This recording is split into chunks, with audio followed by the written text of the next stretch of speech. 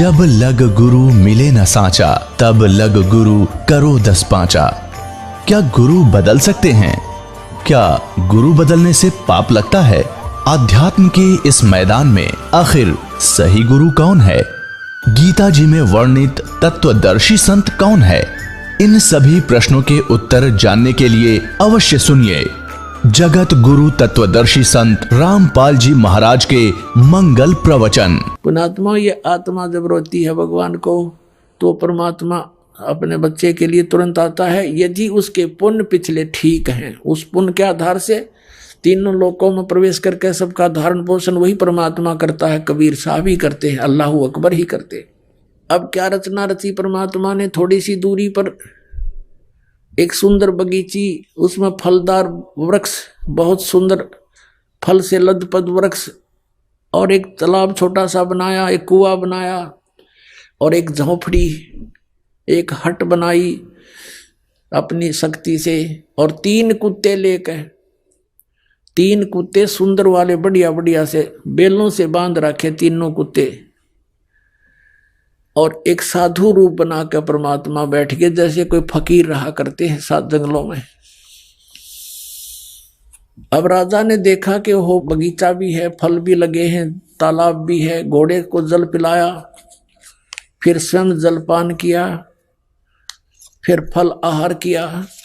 जब इस व्यक्ति को सुख हो जाता है तो भगवान बोलता है पेट भर गया, प्यास बुझ गई, तो देखा सामने एक महात्मा बैठा है और 3 सुंदर कुत्ते ले रखे इसने। राजा ने उस फकीर के पास जाकर प्रणाम किया और कहा, महात्मा जी, इन कुत्तों का तू क्या करेगा? तीनों का एक रख ले, 2 मुझे दे दे। अब परमात्मा बोले, भाई ये कुत्ते ऐसे देने के नहीं, ये वीआईपी कुत्ते हैं भाई, ये वीआईपी डॉग हैं। बताऊं कैसे वीआईपी हैं? ये 1 नंबर का है ना। ये तो बुलक बुखारी शहर का जो राजा है ना, उसका पिताजी है, और ये उसका दादाजी, और ये उसका परदादा जी। ये उल्लू के पट्टे राज करा करते, मैंने समझाया करता रहा भक्ति कर लो। ये 2 दिन के राजपाट हैं, फिर कुत्ते गधे बनकर धक्के खाते फिरोगे। और अब देखो इनके सामने एक काजू किशमिश के हलवा बना के और इतनी दूरी पर रख रखा, वो खाने की चेष्टा कर रहे हैं, उन तक मुंह नहीं जाता, और परमात्मा उनके सोटे लगा रहे हैं, अब खुआऊंगा तुम्हें काजू किशमिश के हलवे, और वो चिल्ला रहे हैं। अब उसका कलेजा फिट गया, हिल गया उसका कलेजा। अब वो शतब्द हो गया, इब्राहिम सुल्तान अधम एकदम सुन्न हो गया माइंड उसका कि यो सचमुच साधु संत झूठ नहीं बोला करते। और कहने लगा, और सुन ले भाई घोड़े वाले, या खाली बेल रखी है ना, या खाली बेल कुत्ते बांधने की, ये इसलिए खाली रखी है। अब वो बैठे है ना गद्दी पर, वो इब्राहिम, वो भी कुत्ता बनेगा, उसको इससे बांधूंगा, यही रोकूंगा उसको।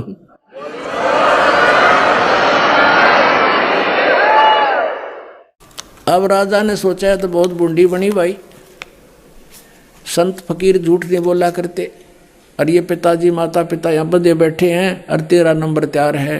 चरणों में गिर गया, पैर पकड़ लिए, बुरी तरह रो रहा है, बुरी तरह रो रहा है, 1 घंटा रोता रहा। और आंखें जब खुली 1 घंटे के बाद उसने देखना चाहा तो क्या देखता है? वहाँ ना साधु है, ना कोई बाग बगीचा, कोई तालाब है, ना कोई झोंपड़ी, ना कुत्ता है, अकेला पड़ा जंगल में रो रहा है। और देखा ऊपर, क्या ये क्या मैं स्वप्न देख रहा हूँ? स्वप्न कैसे देखे? क्योंकि वहाँ घोड़े के पैर अभी तक गिल्ले हैं, पेट भरा हुआ है, स्वप्न भी नहीं हो सकता। उठकर चल पड़ा, बैठकर घोड़े पर वहां पर आ गया जहां उनका पड़ाव लगा हुआ था। किसी से नहीं बोला, एकदम मायूस हो गया, और संकेत से कहा, उठाओ यहाँ से, चलो।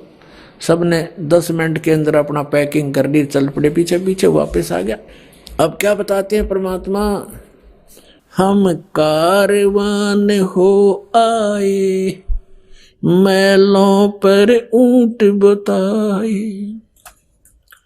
बोले बादशाह सुल्ताना, तुम रहते कहाँ दीवाना, दूजा का सिद्ध गवन किया रे, डेरा महल सराय लिया रे।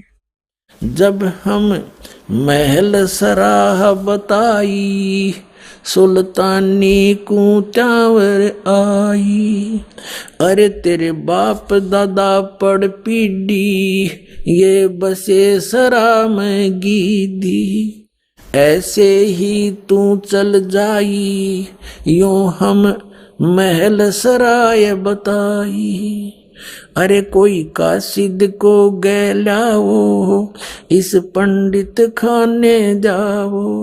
उठे पादशाह सुल्ताना, वहाँ कासिद गैब छिपाना। तिज बांधी हो सेज बिछाई, तन तीन कोरडे खाई। तब आया अनहद हासा, सुल्तानी गहे खवासा। मैं एक घड़ी से जा सोई, तात मेरा यू हवाल होई। जो सोवे दिवस और राता, उनका के हाल विधाता। अब क्या बता रहे परमात्मा, हम कारवान हो आए, मैला पे ऊंट बताए। हम परमात्मा खुद कहते हैं हम सतलोक से अमरलोक से सतगुरु आए, रूप धरा करवाना, और ढूंढत ऊंट मैल पर डोले, और बुझे सा बयाना। अब कहते हैं सोचल सीधर मैं करूं पुण्यात्माओं। एक पुण्यात्मा के लिए जैसे वेद बताते हैं कि वो परमेश्वर अपने ऊपर रहता है, वहां से गति करके आता है। अच्छी आत्माओं को, दृढ़ भक्तों को उनको मिलता है, उनको उपदेश देता है, ज्ञान देता है। वो परमात्मा कबीर जी है, और किस प्रकार वो भटक रहे हैं अपनी आत्माओं के लिए। अब एक जीव को काल के जाल से हटाकर सतमार्ग पर लगाने के लिए मालिक ने कितने कष्ट उठाए पुण्यात्माओं। कुछ आंख खोलो, उस परमात्मा को हम बहुत युगों से दुखी कर रहे हैं। अब समय आ गया यहाँ से निकलने का। अब क्या बताते हैं कि हम एक रबारी बनकर आए, कारवान माने जो ऊंटों के कारवां लेकर चलते हैं, लंबे लंबे कतारें, उस तरह का रूप हमने बनाया। खुद कहते हैं हमने ही ये सब उसको वहां से हटाने के लिए सब कोशिश की है। फिर क्या बताते हैं कि तीजे बांधी हो सेज बिछाई, और तन तीन कोरडे खाई। तब आया अनहद हासा, सुल्तानी गहे खवासा। परमात्मा क्या कहते हैं कि मैं एक घड़ी से जहाँ सोई, तात मेरा ये हाल होई। जो सोए दिवस और राता, उनका के हाल विदाता। कि मैं तो एक घड़ी इस गंदी सेज पर सोई थी, जिस पर तू दिन रात सोता है बोले आदमी, और मुझे इस पर सोने का, एक घड़ी के सोने का 3 करोड़ दंड मिला है, और तू तेरे साथ क्या होगी मूर्ख, मैं इसलिए हंस रहा हूं। परमात्मा कहते मैं इसलिए हंस रही हूं। और फिर अंतर ध्यान हो गए। चौथे जोगी बहे हम जिंदा, परमात्मा ने लीला क्या की। चौथे जोगी भये हम जिंदा, लिन 3 कुते गड़ फंदा। हम एक जोगी बनकर, जिंदा महात्मा बनकर बैठ गए। जैसे आदरणीय धर्मदास साहिब जी को परमात्मा जिंदा महात्मा के रूप में मिले कलयुग के अंदर, आदरणीय मुलुकदास साहिब जी को ऐसे संत रूप में मिले थे सत्संग करते हुए। आदरणीय नानक साहिब जी को जिंदा महात्मा के रूप में मिले परमात्मा, बेई नदी पर सचखंड लेकर गए, फिर उनको वापस छोड़ा 3 दिन के बाद। आदरणीय दादू साहिब जी को भी ऐसे जिंदा महात्मा के रूप में गांव से बाहर एक बनी में मिले, उनको भी सचखंड दिखाया। 3 दिन बेहोश रहे थे दादू साहिब जी, तीसरे दिन होश में आए थे। फिर उन्होंने कबीर साहिब की महिमा कलम तोड़ गाई थी। आदरणीय गरीबदास साहिब जी को भी जिंदा महात्मा के रूप में आए थे, सचखंड लेकर गए थे, फिर वापस छोड़ा था। आदरणीय घीसा दास साहिब जी को भी यही लीला की थी, उनके साथ भी सचखंड लेकर गए थे, तीसरे दिन वापस छोड़ा था। अब क्या बताते हैं, चौथे जोगी भये हम जिंदा, लिन 3 कुत्ते गल फंदा। 3 कुत्ते ले लिए और एक गल फंदा यानी गले में बांधन का रस्सा नारा रख ली चेन।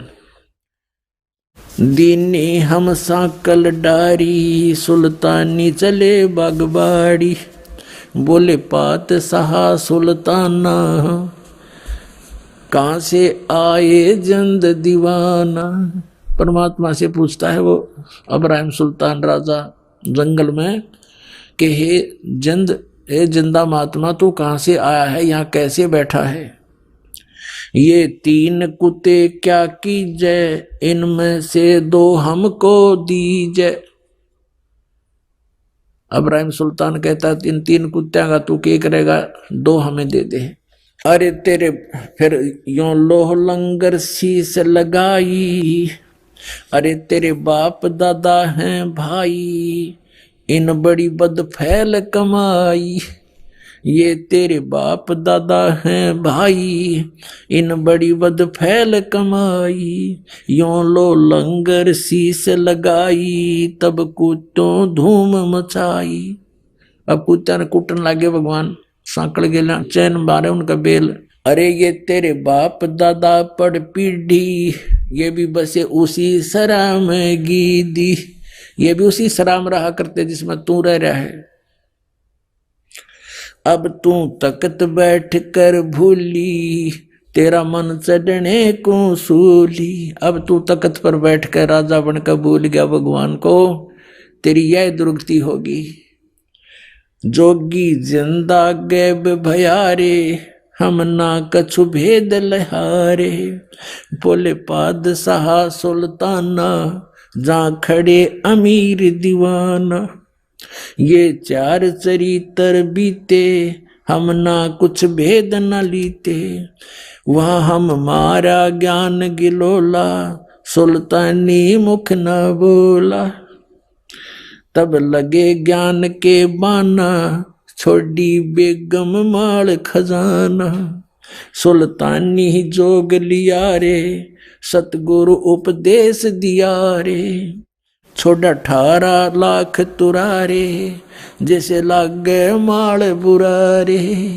छोड़ा 18 लाख तुरारे, जिसे इब लग गया माल बुरारे।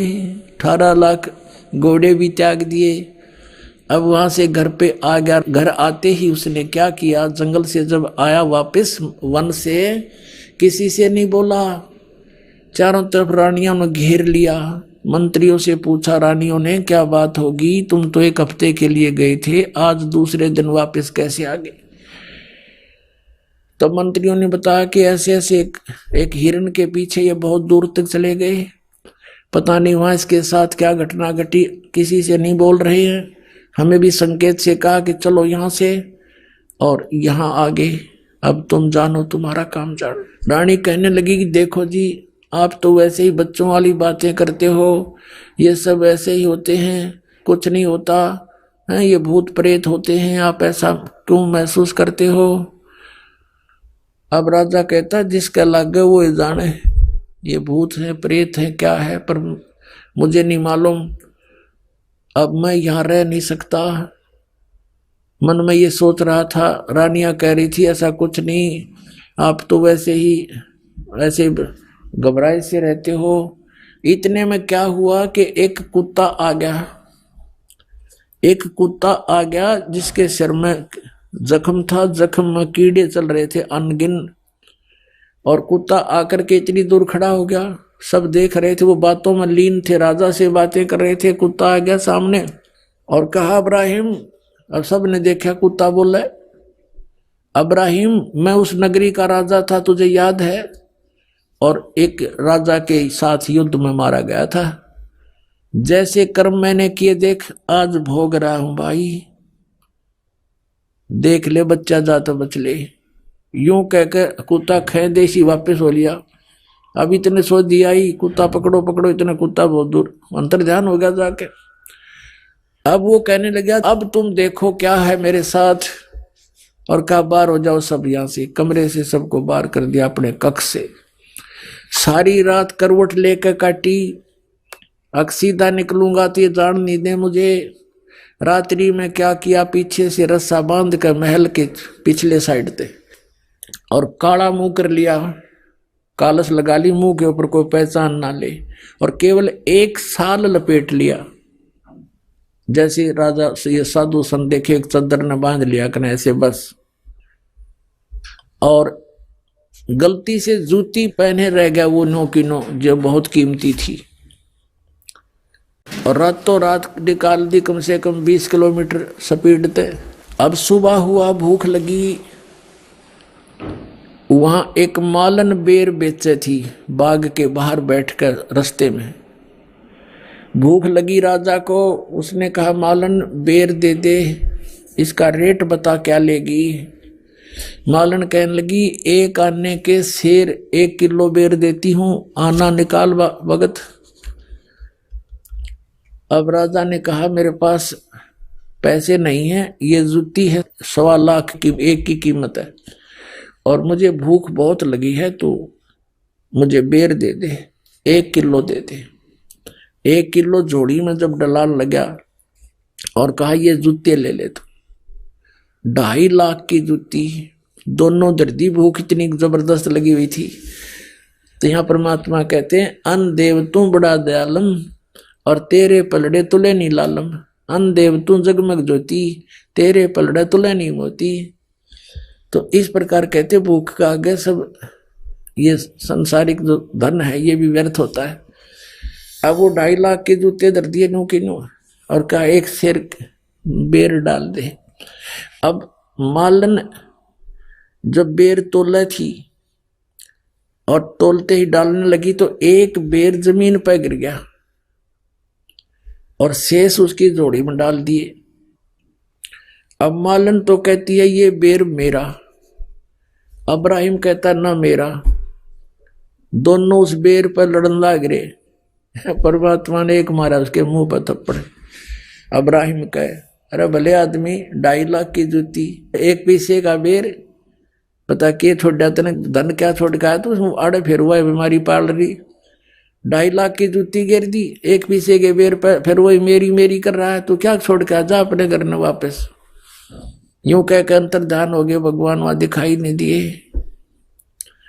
अब कहने का भाव ये है कि परमात्मा हमारे को चोट मार मार कर इस माया के जाल से छुटवाते हैं। माया का लेप हमारे बहुत हो गया, इसके ऐसे चोट मार मार कर इसे नफरत कराते हैं, और हम मांगते माया भगवान थे, और ये माया तो आपको इतनी दे देगा आपके समझ में भी ना हो, पर यह माया आपका काम किया होगी, आपकी दुश्मन बन जाएगी ये लास्ट में। तो इसलिए पुण्यात्माओं, आप परमात्मा के मर्यादा और नियम को पहचान कर इस मार्ग पर चलिएगा। आपका ये जीवन भी इतना बढ़िया रहेगा, औरों से असंख्य गुना बढ़िया रहेगा। लेकिन निरा धन ना मांगियो भगवान थे, केवल माया मत मांगना, यो दे तो यह भी देगा, पर भगवान का जो काम था वो तो अधूरा रह गया। आपको पार करना, आपको सचखंड ले जाना, वो तो फिर अधूरा रह जाता अगर इस माया के चक्कर में भगवान आपको डालेंगे। लेकिन ये कभी नहीं डालते, लेकिन आपका काम भी कोई पेंडिंग नहीं रहने देंगे, जो आवश्यक होगा ये सच करना।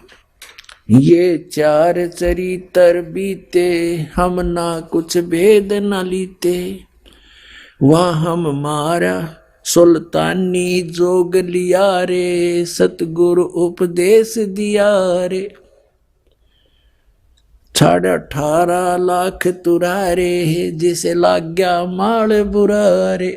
अब क्या बताते हैं कि जिसने 18 लाख घोड़े छोड़ दिए, त्याग दिए, और अब लग गया माल बुरारे, वो धन अब उसको दुश्मन दिखाई दे रहा अपने जीवन के लिए। छोड़े गज गए बर सब जल होड़ा, सब अब बहे बाट के रोड़ा, संग 16 सेंस सुहेली, एक से एक अधिक नवेली, छाडे हीरे हिरंबर लाला, सुल्तानी मोटे ताला, जिन लोक परगना त्याग्या, सुन शब्द अनाहद लाग्या, कप पगड़ी की कोपीन बनाई, सालों की अल्फी लाई, शीश किया मुंह काला, सुल्तानी तजे बुखारा, गण गंधर्व इंद्र लर्जे, धन मात पिता जिन सिरजे। होय होय भया सप्तपुरी पर साका, सुल्तानी मार्ग बाका।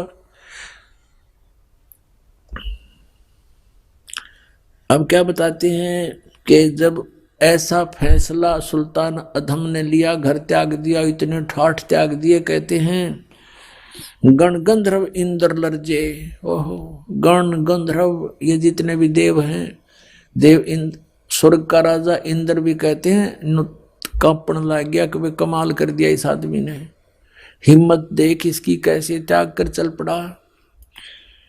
बया सपत पुरी पर साका। कहते हैं गण गंधर्व इंद्र लर्जे, धन मात पिता जिन सर्जे। परमात्मा कहते हैं कि धन है इब्राहिम सुल्तान के माता पिता को, जिसका ऐसा लाल उत्पन्न हुआ, ऐसा पुत्र उत्पन्न हुआ। कबीर साहब कहते हैं कह तो माता भगत जने, या दाता या सूर, अन्ना तो रह ले बांझड़ी क्यों, व्यर्थ गंवावे नूर। या तो माता भक्त पैदा करे, या कोई दानी यानी दाता, और या सूरवीर उत्पन्न हो। जो सूरवीर में गुण होते हैं वो अत्याचार करता नहीं और अत्याचार सहन भी नहीं करता, दूसरों के दुख में दुखी होने वाला होता है, कोई बकवास करने वाला होता है उसके साथ वो फिर संघर्ष करता है। तो कहता है या तो माता भगत जन है, उसके साथ तो कहना है कि अरिया दाता दानी हो, धार्मिक व्यक्ति हो, धर्म करने वाला हो, या फिर सूरवीर हो, अन्यथा जन्म देने की कोई जरूरत नहीं किसी बालक ने। अपना क्यों व्यर्थ में नूर, अपना शरीर भी क्यों खराब करे, बर्बाद करे। कहने का भाव ये है, कहते हैं गण गंधर्व इंद्र लर्जे, धन मात पिता जिन सर्जे। कहते धन है उसके माता पिता ने जिसे जन्म हुआ ऐसे महापुरुष का। सुन शब्द अनाहद राता, काल कर्म नहीं जाता, जान हिंदू मुसलमान, कुछ रामन दुआ सलाम। एक समय ये इब्राहिम सुल्तान अधम अपना ऐसे ही परमात्मा की याद में टाइम पास कर रहा था, भक्ति कर रहा था। एक समय क्या हुआ कि बहुत अच्छी वर्षा होगी, वर्षा का मौसम था, साथ में हवा तेज चली।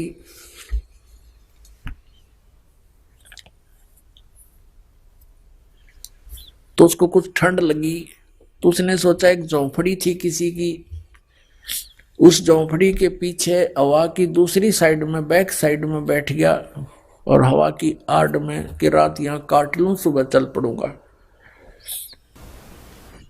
रात्रि के समय उस झोंपड़ी वाले एक पत्नी थी उसकी, एक स्वयं था और एक गाय रखी थी उसने बस। और दोनों आपस में क्या बातें कर रहे हैं कि भगवान ने इसी बढ़िया बारिश कर दी, बढ़िया घास हो जाएगा और अच्छा अपना गाय का दूध पीवाएंगे, ठाठ से रहेंगे। तो वो कहता है कि हमारे ऐसे ठाठ हो गए जैसे बलख बुखारा के बादशाह के भी गोना। अब वो इतना धनी व्यक्ति, इतना रईस व्यक्ति था, बलख बुखारे का बादशाह सुल्तान अधम, कि उसकी चर्चा चला करती थी कि तू के नाराय बलख बुखारे का राजा है, ऐसा के धनी हो गया तू। तो इसी दृष्टिकोण से उन्होंने कहा कि इसे मौज तो बलख बुखारे के राजा की भी नहीं जैसी हमारी है, ये मन की बकवाद होती है। अब उस इब्राहिम सुल्तान ने सोचा देख भोले आत्मा इनके पास खक नहीं, अरिसन मौज मान रही है।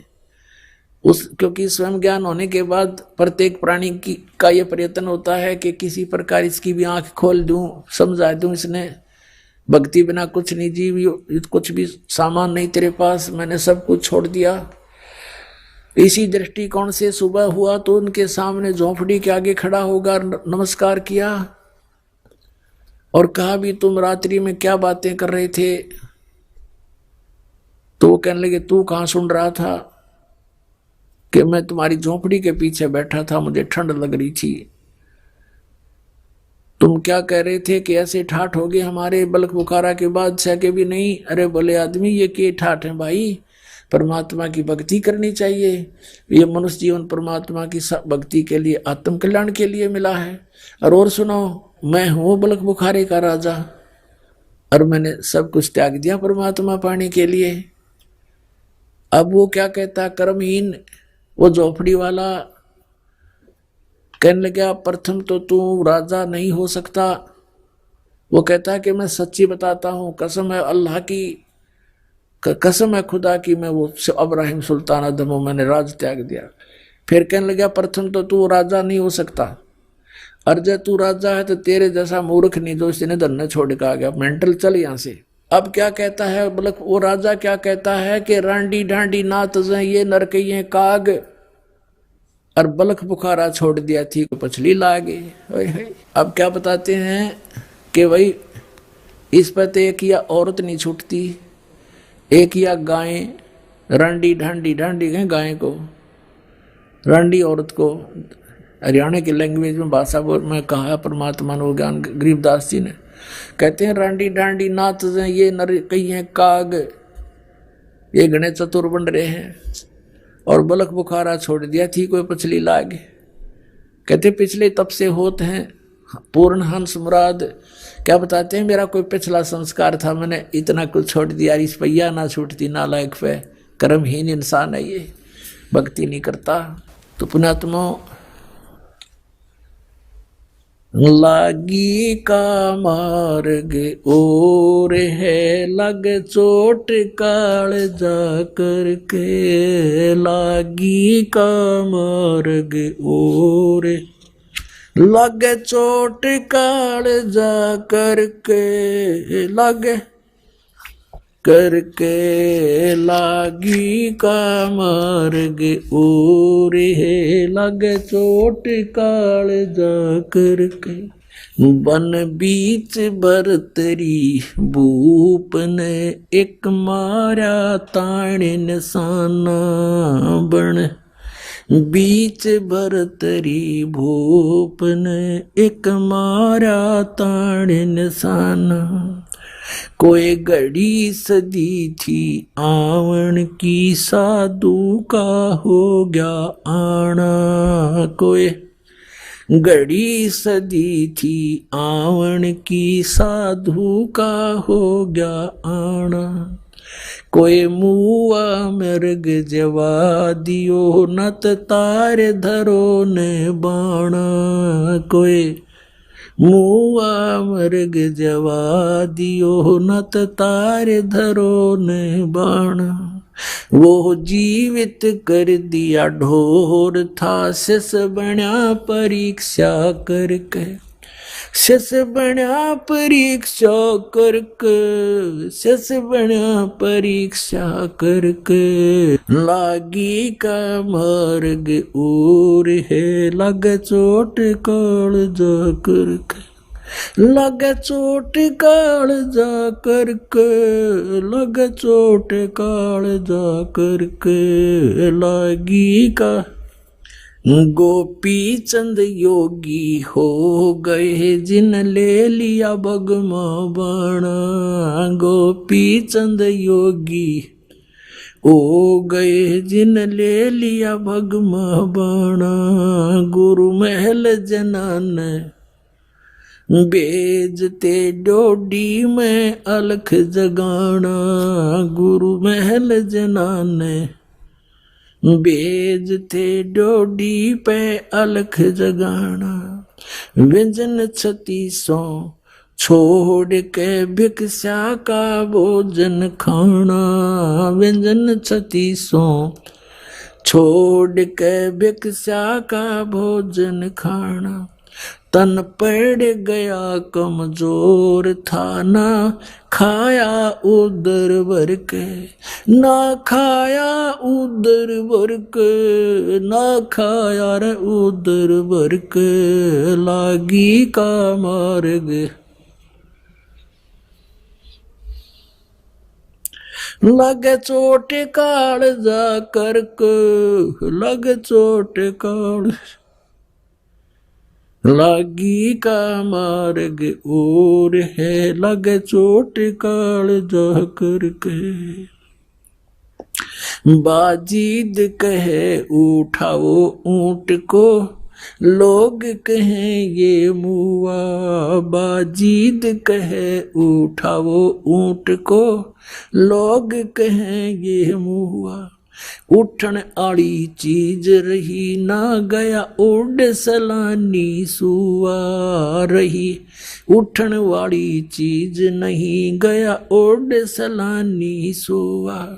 कुछ नक्सक बिगड़ा है नहीं बाजीदा अजरज हुआ। कुछ नक्सक बिगड़ा है नहीं बाजीदा अजरज हुआ। जिन करया अचंबा गोर है तजराज काल से डर के। तजराज काल से डर के। तजराज काल से डर के लागी का।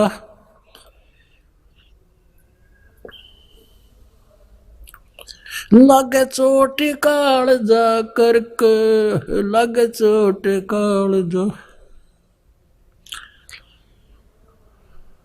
और है लग चोट। सुल्तानी मगन बैराग में जिन तज दिया बलख बुखारा। सुल्तानी मगन बैराग में जिन तज दिया बलख बुखारा। कदे पालकियों में चालते आज ठा लिया गोदड़ बारा। कदे पालकियों में चालते आज ठा लिया गोदड़ बारा। सब संगी छोड़ी रोवती रोवे था कुणबा सारा। सब संगी छोड़ी रोवती रोवे था कुणबा सारा। शोर मचारण वास में ना देखा पीछा फिर के। ना देखा पीछा फिर के। ना देखा रे पीछा फिर के लागी का। लग चोट काल जा करके लागी का। कुएं में शेख फरीद ने किसी मीठी बोली बासा। कुएं में शेख फरीद ने कैसी मीठी बोली बासा। तुम चुन चुन कागा खा ली और मेरे हाडों पर कामासा। तुम चुन चुन कागा खा ली और मेरे हाडों पर कामासा। मेरे दो नैना मत छेड़ियो मोहे राम मिलन की आशा। मेरे दो नैना मत छेड़ियो मोहे राम मिलन की आशा। जिन करी तपस्या गोर थी वो होए आसरे अर्क। वो होए आसरे हर्क। वो होए रे आसरे अर्क लागी का मार्ग और है लग चोट काल जा करके।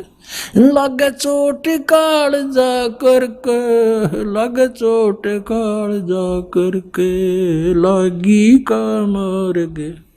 भाई पीपा दरिया में कूद गया जिन कैसी करी डेठाई। पीपा दरिया में कूद गए रजिन कैसी करी डेठाई। वो नरपाड़ा जीत गए जिन सिर धड़की रबाजी लाई। वो नरपाड़ा जीत गए जिन सिर धड़की बाजी लाई। कै मंगलानंद चेतियो तुम सोच समझ मेरा भाई। कै मंगलानंद चेतियो रे कुछ सोच समझ मेरा भाई। बिन चेत्य यु झूठा सोर है कुछ जाइयो सुकर्म करके। कुछ जाइयो सुकर्म करके। कुछ जाइयो रे सुकर्म करके लागी का मार्ग और है लग चोट काल जा करके लागी का।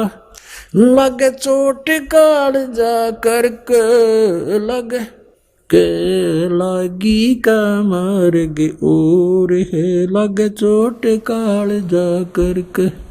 पुण्यात्माओं अब परमात्मा प्रेरणा करते हैं सभी बाप पुण्यात्माओं को कि ये मानुष जीवन केवल परमात्मा प्राप्ति के लिए ही प्राप्त हुआ है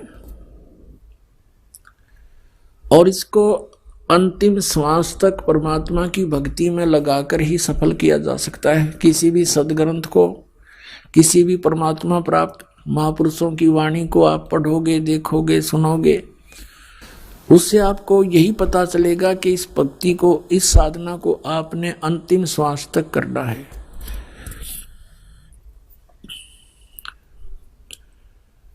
अब जैसे कल प्रसंग चल रहा है, ये 3 कंसेप्ट क्लियर हुए बिना हम परमात्मा प्राप्ति नहीं कर सकते। नंबर 1, परमात्मा पहचान के कौन है वो भगवान, और दूसरा ये है कि उसका कहाँ है प्रमाण, जिसको आप जी परमात्मा सिद्ध करने की चेष्टा कर रहे हैं, उसके प्रमाण कहाँ है। और तीसरा समाधान,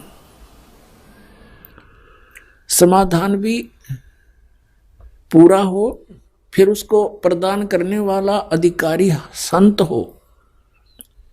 जैसे एक आप व्यवहारिक, सांसारिक व्यवहारिक क्रियाओं में देख लीजिए, जैसे कोई दूसरे देश में जाना चाहता है तो पासपोर्ट बनवाते हैं। यदि वो पासपोर्ट बनाने वाला डुप्लीकेट हो तो आपका काम तो सारा ही खराब हो गया, आपकी भी सजा, बनाने वाला तो जाना ही सजा उसको तो होनी है। तो इसी प्रकार ये अधिकारी के बिना ये मंत्र दिए हुए काम नहीं करे। नहीं तो वो महापुरुष भी पहले बता सकते थे इन मंत्रों को, उनको मालूम था कि इन काल के दूतों को ये नाम हाथ लग जाएंगे, सतनाम सतनाम सतनाम करके उसके कोड वर्ड से महापुरुषों ने डंडोरा पीट दिया। इन नकली संतों ने सतनाम सतनाम गोट लिया। अब सतनाम तो वो ही है, जैसे ये तो संकेत है, सांकेतिक सच्चे नाम की तरफ, क्यों सच्चा नाम हो। अरे नकली संतों ने, पंथों ने, राधा स्वामी, धन धन सतगुरु, सच्चा सौदा सिरसा वालों ने ही न सतनाम कहे ना पता नो के वो है सतनाम। सतलोक को भी सतनाम कहते हैं, सार शब्द भी सतनाम, सतपुरुष भी सतनाम, और सत शब्द भी सतनाम, ये असली राम भी सतनाम और सतलोक भी सतनाम। और ये एक नाम जप है वो भी सतनाम, 5 नामों में ओंकार, जो ओंकार निरंकार ज्योति निरंजन सोहम और सतनाम, इनको सतनाम का नहीं पता। परमात्मा ने यू खेल खेलना था कि नकलियां का हाथ लग गया तो नाश हो जाएगा इस बात का, ये सारे भक्त रह जाएंगे। और फिर कैसे पहचान बताते ये नकली, ये नाम गलत दे रहे हैं। अगर नाम इनके पास ये होता तो कद्दे भी ना सूतमा होया बात, क्योंकि ये कहते हैं हम भी तो वही, हमारे गुरु जी भी तो यही नाम दे रहे हैं। और अब ये स्पष्ट हो गया कि 500 नाम काल के जानो, वो 500 नाम काल के तो पुण्यात्मा, वो भगत, वो भी परमात्मा के बच्चे हैं जो नकलियां का फंस गए।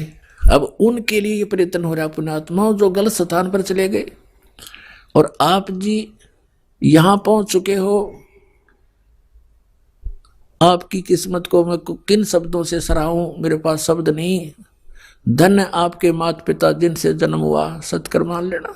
लख बर सूरा जूझ ही लख बर सावत दे, लख बर यति जहान में तब सतगुरु शरणा ले। आप इतने पुण्यात्मा रहे हो युग युगों में, जन्म जन्मांतरों में, लेकिन रास्ता नहीं मिला। जैसे आदरणीय नानक साहिब जी सतयुग में वो अम्बरीश राजा थे, इतनी पुण्यात्मा थे, राज भी करते थे, लेकिन भगवान का नौकर समझकर अपना राज करते थे। परमात्मा के जो जनता थी उसको परमात्मा के बच्चे जानकर उनका पालन पोषण करते थे। स्वयं बहुत जबरदस्त भक्ति करते थे, जिसके सामने दुर्वासा जैसे सिद्ध पुरुष भी फिट्टे मुंह होकर गए थे, जो केवल सिद्धियां कमाते थे।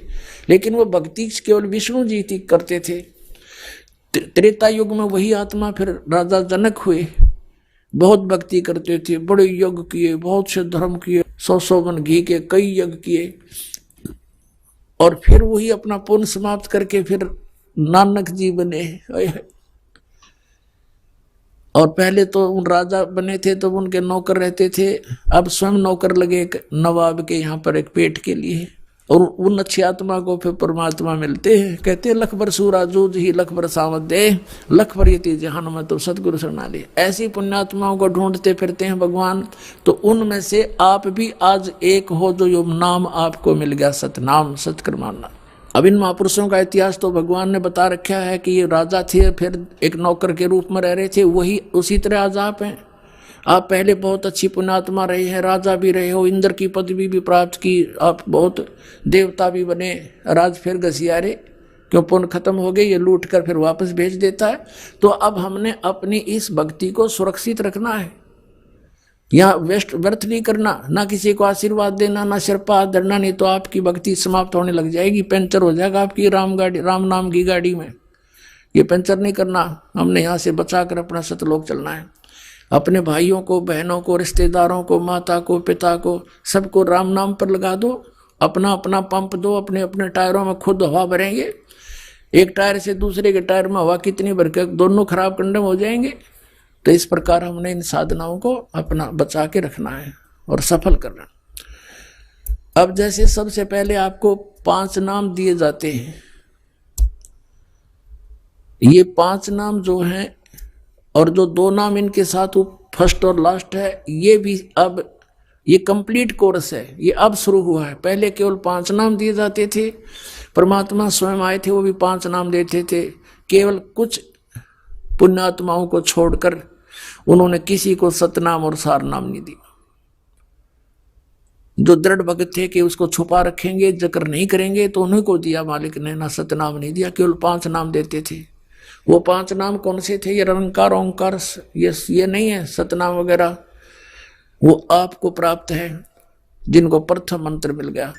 तो इसमें पहला और लास्ट वाला मंत्र जो है ये परम पिता का है। ये इसलिए दिया जाता है कि मान लीजिए इस मंत्र के लेने के बाद भी किसी की मृत्यु हो जाती है तो इस 7 मंत्रों के जाप करने वाले को तुरंत मानव शरीर प्राप्त हो जाएगा। वैसे तो इस नाम के लेने के बाद मृत्यु होती नहीं, लेकिन नियम टूट जाता है।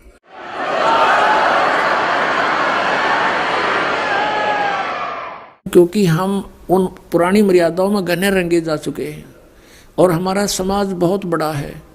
हमारे इस मार्ग को, नियम को कोई ना कोई भंग करवा ही देता है मजबूरी के कारण, किसी लोक लाज में, तो फिर हानि हो जाती है।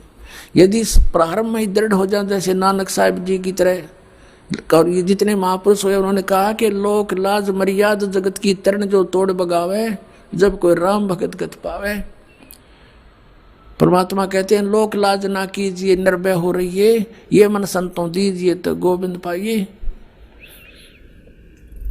तो इस प्रकार यदि हम दृढ़ होकर प्रारंभ में आ जाएंगे तो ये 2 मंत्रों का साथ जाप करने से काल अटैक नहीं होता और कोई ऐसी दिक्कत नहीं आती। लेकिन फिर किस कारण से मर्यादा भंग हो जाती है, नाम दोबारा जुड़ने नहीं मिलता है, उस दौरान यदि मृत्यु भी हो जाती है तो तुरंत मनुष्य जीवन मिलेगा आपको।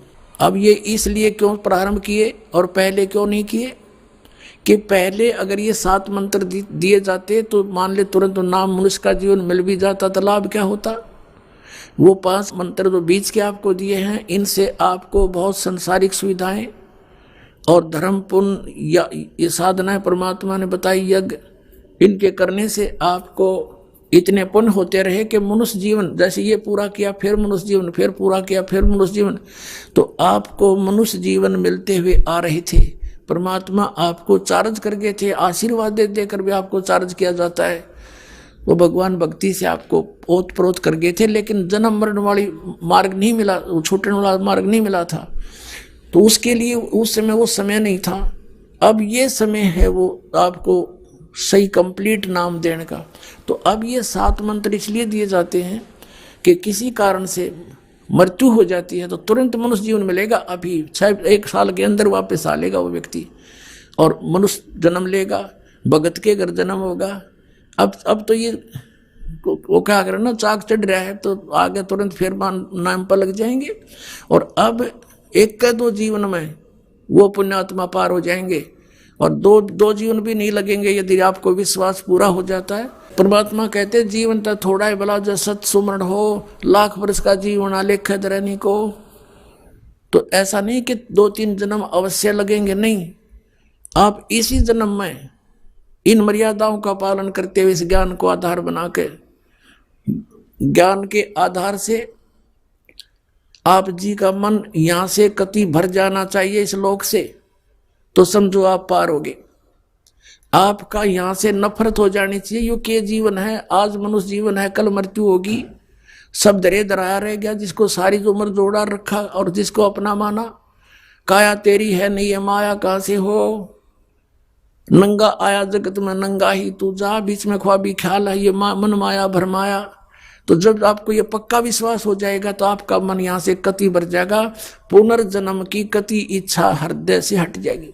और भक्ति डट का आप कर ही रहे हो, क्योंकि इतना जबरदस्त मंत्र आपको मिल गया सतनाम का, ये 2 अक्षर का। इसकी एक श्वास की कीमत, ये श्वास उश्वास से सिमरण करना होता है, प्राणों से। जैसे नानक साहिब जी ने अपनी प्राण संगली बनाई, उसको उसका नाम इसीलिए प्राण संगली रखा है कि वो श्वास के सिमरण का भेद था उसमें। और इसको ये लिखा है कि ये मेरी देह है, ये मेरे शरीर है मेरा, इसको खराब ना करना, आम आदमी को मत देना, आदर से रखना। उनका भाव ये था कि समय आने तक इन सदग्रंथों को जीवित रखना है।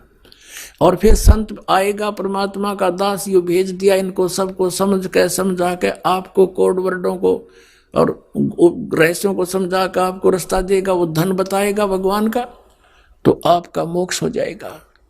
जैसे ये सदग्रंथ हमारे आदरणीय हैं, इनमें खजाना भरा पड़ा है और महात्मा इसमें लिख कर चले गए कि आम आदमी का चोर चेक हाथ ना लग जा, कहीं धन काट ले, चुरा ले जाता, तो इसको भेदी ही बता सकता है। जैसे श्रीमद् भगवद गीता, पवित्र वेद, पवित्र कुरान शरीफ, पवित्र बाइबल, पवित्र गुरु ग्रंथ साहिब, ये सदग्रंथ हैं। इनमें महापुरुषों ने कोड वर्डों में खजाने भर रखे और ये आम व्यक्ति या इसको उनका अनुयायी नहीं समझ सकता। जैसे एक सेठ मर गया, उसकी मृत्यु होगी और उसने अपनी बही में डायरी में लिख रखा था, जहां उसने धन दाब रखा था, उसमें लिख रखा था कि चांदनी 14 रात्रि के 12 बजे मंदिर के गुम्बद में इतने किलो चांदी, इतने तोड़े सोना, इतने रुपये दबा रखे हैं। उसमें क्या था कि उस सेठ के आंगन में, प्रांगण में एक मंदिर था, अपना ही बनाया हुआ था उसका। वहां इस करके उस मंदिर का भी जिक्र किया उसने। उसकी मृत्यु के बाद उनके पुत्रों ने पिता के लिखे हुए लेख पैड को, डायरी को पढ़ा। उन्होंने उसके आधार से जैसा उन्होंने सोचा समझा, उसको गुम्बद फोड़ दिया मंदिर का। वो गुम्बद फोड़ देने से उसमें कुछ नहीं मिला। उन्होंने सोचा पिताजी ने तो बहुत गलत लिख दिया, कहाँ लिख गए, संकेत गलत दे दिया, हाय धन मिला नहीं, लुट गए, पिट गए, बुरा हाल हो गया। अब उनके पिता का एक मित्र धनी सेठ वहां पर आया शोक व्यक्त करने के लिए। उसके बाद फिर उन्होंने कहा कि हमारे पिताजी ने तो गलत लिख दिया, धन हमें मिला नहीं जहां उन्होंने लिखा था, और बहुत धन लिखा हुआ है, हम तो लुट गए, पिट गए, हाहाकार मच गया। तो उस सेठ ने कहा कि मुझे वो डायरी दिखाओ। वो डायरी उसको दिखाई गई। अब वो समझ गया कोड, क्योंकि उसके जानकार ही वेदी ही समझेगा। कहते हैं कि वस्तु कहाँ खोजे कहाँ, किस विद लागे हाथ, एक पलक में पाइयो भेदी ले लो साथ। उनके उस पिता के मित्र ने कहा बेटा इस मंदिर के गुम्बद को यथावत बनवा दो, फिर तुम्हें वो खजाना मिलेगा। उन्होंने यथावत बना दिया, वो गुम्बद न्यों का न्यों बनवा दिया। फिर कहा कि जब मैं आऊंगा फिर वो धन उस दिन मिलेगा। अगली 14 चांदनी 14 को, यानी शुक्ल पक्ष की 14 के दिन वहां पहुंच गया शाम ने, और रात्रि के 12 बजे जहां उस मंदिर के गुम्बद की छाया उनके आंगन में थी चांद की रोशनी में, वहां निशान लगाया। सेठ ने कहा बेटा यहाँ खोदो। वहां खोदा तो ज्यों का त्यों पा गया। तो पुण्यात्माओं, ये सदग्रंथ गुरु ग्रंथ साहिब, गीता जी और ये वेद और पुराण कुरान, ये आप अनुयायियों के समझ में नहीं आ सकता। आप तो बालक हो। इस दास को भेज दिया धन को बताने और खोद कर निकलने के लिए। आओ नाम लो, सतनाम लो, बेड़ा पार करवाओ। बोलो सतगुरुदेव।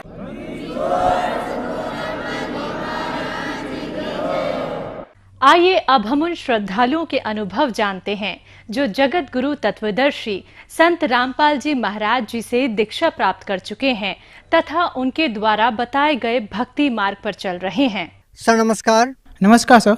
सर क्या नाम है आपका? हनुमत रजक। हनुमान जी कहाँ से आए आप? मैं सागर मध्य प्रदेश से आया हूँ।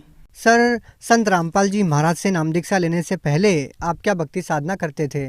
संत रामपाल जी महाराज से नाम दीक्षा लेने से पहले मैं पुराने अभी सभी देवी देवताओं की भक्ति करता था।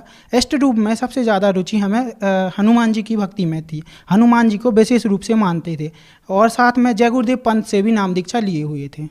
तो सर जब आप जय गुरुदेव पंथ से जुड़े हुए थे, हनुमान जी को अपना इष्ट रूप में मानकर भक्ति करते थे, तो फिर आपको संत रामपाल जी महाराज से नाम दीक्षा लेने की क्या जरूरत आन पड़ी?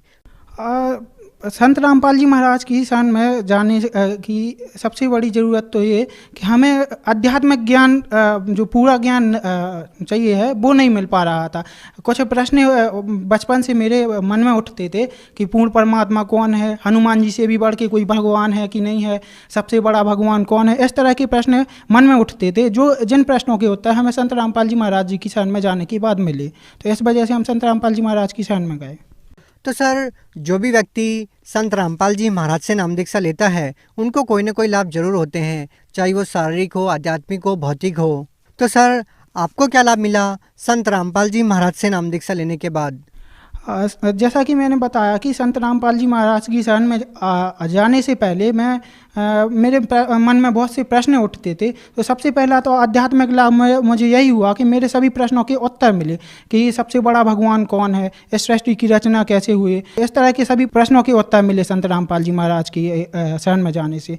दूसरा ये तो आध्यात्मिक लाभ हो गया। दूसरा और शारीरिक लाभ जो बहुत ही इम्पोर्टेंट है वो यह हुआ कि मुझे अप्रैल 2018 में एप्लास्टिक एनीमिया की बीमारी हो गई थी, जिसकी वजह से मेरा ब्लड बनना बंद हो गया था।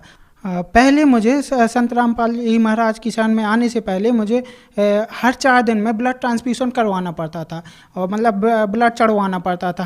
हर 4 दिन में ब्लड कम हो जाता था। लेकिन अब परमात्मा की इतनी दया है, संत रामपाल जी महाराज की इतनी दया है कि अब 4 दिन की बजाय 1 साल में ब्लड ट्रांसफ्यूज़न करवाना पड़ता है। मेरा कितना भी ब्लड क्यों भी ना कम हो जाए, मेरा ब्लड काउंट 2 ग्राम तक हो जाता है, 2 यूनिट तक हो जाता है, कभी कभी 3 यूनिट हो जाता है, 4 यूनिट तक हो जाता है। लेकिन मुझे संत रामपाल जी महाराज की कृपा से कोई भी घरेलू काम करने में कोई भी परेशानी दिक्कत नहीं आती है और सभी काम सुचारू रूप से चलते रहते हैं परमात्मा की दया से। सर और क्या लाभ मिले? संत रामपाल जी महाराज की दया से दूसरा लाभ यह है कि मेरे जो प्रेत बाधा थी घर में, वो प्रेत बाधाओं से मुक्ति मिली। मेरी माता जी को प्रेत परेशान करते थे, तो उनसे भी मुक्ति मिली, और मुझे भी बहुत ज़्यादा प्रेत बाधाएं थी जिनसे मुझे मुक्ति मिली परमात्मा की दया से। और संत रामपाल जी महाराज की दया से आर्थिक लाभ यह हुआ है कि मेरे जो खेती है, खेती में संत रामपाल जी महाराज के आदेश अनुसार कुआं खुदवाया था आज ही लगा के। तो उसमें जो आसपास के जो और किसान हैं उनके जो वाटर लेवल है उस हिसाब में हमारे यहाँ कुएं में पानी बहुत ज़्यादा निकला। जो बाकी आसपास के किसानों के कुएं में पानी नहीं था, और मेरे कुएं में संत रामपाल जी महाराज की कृपा से मात्र 9 हाथ पर पानी निकला, जो कि 20-20, 30-30 हाथ के गहरे कुओं में पानी नहीं निकलता था। और क्या लाभ मिले आपको? परमात्मा की दया से दास को एजुकेशन में सबसे बड़ा लाभ यह हुआ है कि दास BBA अभी MBA कर रहा है। तो टोटल मैं पहले हिंदी मीडियम बैकग्राउंड से था, तो इंग्लिश मीडियम BBA करना बहुत ज़्यादा कठिन होता है हिंदी मीडियम बच्चे को। तो परमात्मा की दया से इतनी सारी बीमारियों के बावजूद भी मेरा BBA कंप्लीट हो गया है, अच्छी तरह से एजुकेशन चल रही है। और रिसेंटली अभी एक लाभ हुआ है कि मेरे बाइक से सागर आ रहा था, अपने डिस्ट्रिक्ट आ रहा था किसी काम से, तो भैंस से टकरा के चलती गाड़ी से भैंस टकरा गई थी, जिस वजह से परमात्मा की दया ये हुई कि मेरा कुछ भी नहीं हुआ, बस हाथ में थोड़ी सी खरोंच आई थी, और परमात्मा ने उस एक्सीडेंट से जो जान जानी थी, बड़ी हानि होनी थी, वो छोटे में टाल दी। परमात्मा बताते भी हैं, संत रामपाल जी महाराज बताते हैं कि सद्गुरु शरण में आने से आई टल बढ़ाए, जो मस्तक में सूली हो वो कांटे में टल जाए। तो परमात्मा ने जो बड़ी हानि होनी थी एक्सीडेंट से, वो छोटी सी मात्र खरोंच में टाल दी। सर, जैसा कि आपने बताया कि पहले आप जय गुरुदेव पंथ से जुड़े हुए थे, जय गुरुदेव पंथ से आपने गुरु दीक्षा ले रखी थी और अब आपने संत रामपाल जी महाराज को गुरु बनाया है। कहा यह जाता है कि गुरु नहीं बदलना चाहिए। सर, क्या कहना चाहेंगे, आपने गुरु बदल के कोई पाप तो नहीं किया? सर, ऐसा है कि गुरु बदल के जो अब सांसारिक अवधारणा है कि गुरु बदलना पाप है। जैसे मान लीजिए मुझे बीमारी थी और मैं एक डॉक्टर से ठीक नहीं हो रहा था, जैसे मेरे पास ये सारी रिपोर्ट्स हैं, मैं एक डॉक्टर से ठीक नहीं हो रहा था, सागर अपने डिस्ट्रिक्ट लेवल पर दिखाया, दूसरे जगह गए, तो इसी तरह एक जगह से जहाँ ठीक नहीं हो, लाभ नहीं मिलता, तो दूसरे डॉक्टर को बदलना पड़ता है किसी रोग में। ऐसे ही गुरु बदलना पाप नहीं है। अगर हमें एक गुरु से पूर्ण लाभ नहीं मिल रहा, आध्यात्मिक लाभ नहीं मिल रहा है, पूर्ण गुरु नहीं है वो, तो अपन दूसरे गुरु भी बदल सकते, इसमें कोई पाप नहीं है। सर, आप संत रामपाल जी महाराज व जय गुरुदेव पंथ में क्या भिन्नता पाते हैं? सर, सबसे बड़ी भिन्नता की बात तो यह है कि आध्यात्मिक जो ज्ञान है, ट्रू स्पिरिचुअल नॉलेज है, वो संत रामपाल जी महाराज के पास है। संत रामपाल जी महाराज वेदों के अनुसार, शास्त्रों के अनुसार सही भक्ति विधि बताते हैं। और जय गुरुदेव पंथ में केवल 5 नाम काल के देते थे, वो बस, उसके अलावा कुछ ज़्यादा खास नहीं था। जय गुरुदेव पंथ में नशा छुड़वाने के लिए बोलते तो थे कि आपको नशा नहीं करना चाहिए, लेकिन उसमें कुछ ठोस नियम नहीं थे कि आपको अगर नशा करेंगे तो आप भक्ति नहीं कर सकते, आपको भक्ति मार्ग में ये हानि करेंगे, ऐसा कोई ठोस नियम नहीं था। संत रामपाल जी महाराज की शरण में आने से हमें पता चला कि नशा करना पाप है। और नशा, जो जय गुरुदेव पंथ में जो नशा करते थे, मांस खाते थे, तो वो जय गुरुदेव पंथ में रहते हुए भी लोग नशा नहीं छोड़ पाते हैं। संत रामपाल जी महाराज की शरण में आने के बाद लोग ऑटोमेटिक अपने आप ही नशा छोड़ देते हैं। सर, आप भगत समाज को क्या संदेश देना चाहते हैं? सब भगत समाज को दास कोई संदेश तो नहीं दे सकता, बस एक प्रार्थना कर सकता है कि गुरु जी संत रामपाल जी महाराज बता दें कि मानुष्य जन्म दुर्लभ है, ये मिले न बारंबार, जैसे तरुवर अर्थात पेड़ से पत्ता टूट गए, बहु न लगता डार। अर्थात हमारा जो मनुष्य शरीर है बहुत ही दुर्लभ चीज़ है, ऐसे हमें व्यर्थ नहीं करना चाहिए। ये केवल हमें सद्भक्ति के लिए, सही भक्ति करने के लिए मिला है, और सही भक्ति केवल संत रामपाल जी महाराज विश्व में दे रहे हैं। और आप सब परमात्मा संत रामपाल जी महाराज की शरण में आके अपना कल्याण करवाइए। सर, अगर कोई श्रद्धालु संत रामपाल जी महाराज से नाम दीक्षा लेना चाहता है, वो नाम दीक्षा कैसे ले सकता है? संत रामपाल जी महाराज से नाम दीक्षा लेने के लिए विभिन्न चैनलों पर सत्संग आते हैं। साथ में सत्संग के दौरान पीली पट्टी चलती है, एक पट्टी डिस्प्ले होती है, जैसा कि इंटरव्यू के नीचे भी डिस्प्ले हो रही होगी, तो उस पट्टी पर आपको नंबर डिस्प्ले होते हैं, तो उन नंबरों पर आप कॉल करके और संत रामपाल जी महाराज से नाम दीक्षा ले सकते हैं। स्पिरिचुअल लीडर संत रामपाल जी महाराज यूट्यूब चैनल सर्च करके आप सत्संग सुन सकते हैं, और सत्संग के दौरान इंटरव्यू आते हैं, इंटरव्यू के नीचे जो नंबर डिस्प्ले होते हैं वहाँ से भी आप नाम दीक्षा ले सकते हैं। फेसबुक पर भी ऐसे न्यूज़ स्पिरिचुअल लीडर संत रामपाल जी महाराज दोनों आईडी हैं, इन पर आप जाके सत्संग सुन सकते हैं, और सत्संग के दौरान जो नंबर डिस्प्ले होते हैं उन पर जाके आप नाम दीक्षा ले सकते हैं। जी धन्यवाद सत साहिब जी।